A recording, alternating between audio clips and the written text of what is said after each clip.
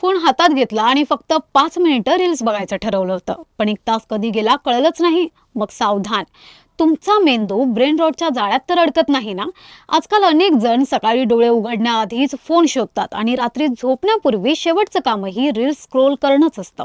तज्ज्ञांच्या मते सतत रील्स, शॉर्ट व्हिडिओ आणि झटपट मनोरंजनाचा कंटेंट पाहिल्यामुळे मेंदूची एकाग्रता कमी होऊ शकते.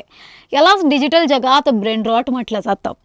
ब्रेन रॉटची काही सामान्य लक्षणं म्हणजे कोणतेही नोटिफिकेशन नसतानाही वारंवार फोन चेक करणं, एखाद्या कामावर जास्त वेळ लक्ष केंद्रित न होणं, मोठे लेख किंवा पुस्तकं वाचण्याचा कंटाळा येणं, एका व्हिडिओवरून लगेच दुसऱ्या व्हिडिओकडे जाणं आणि काही मिनिटही फोनशिवाय शांत बसता न येणं. विशेष म्हणजे हा आजार नाही, पण ही तुमची सवय एकाग्रता, स्मरणशक्ती आणि विचार करण्याची क्षमता कमी करू शकते. मग उपाय काय? दररोज थोडा वेळ मोबाईलपासून दूर राहा. पुस्तकं वाचा, फिरायला जा, व्यायाम करा आणि झोपण्याच्या किमान 1 तास आधी स्क्रीनपासून दूर राहा. रील्स बघणं चुकीचं नाही, पण जर रील्स तुमचा वेळ, लक्ष आणि मेंदूच नियंत्रित करू लागल्या तर विचार करण्याची वेळ नक्कीच आली आहे.